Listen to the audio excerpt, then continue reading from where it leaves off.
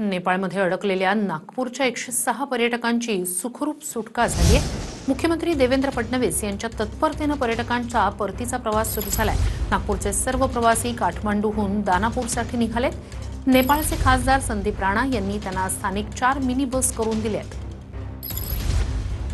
आमची मोठी बस पुढे जाऊ शकत नसल्याचे समजता देवाभाऊंनी तात्काळ 4 मिनी बसची व्यवस्था करून दिली। तसेच आम्ही जिथे अटकलो होतो तिथे स्थानिक प्रशासनाची स्वतः फोन करून संपर्क करून त्वरित बसची व्यवस्था केली आणि आम्हाला सुरक्षितपणे पुढील प्रवासांना रवाना केले। सर्वात महत्त्वाचे म्हणजे भारतामध्ये परत येईपर्यंत देवाभाऊंची आमच्याशी सतत संपर्क असून आमच्या प्रवासासाठी आवश्यक ती सर्व व्यवस्था ते करून देत आहेत।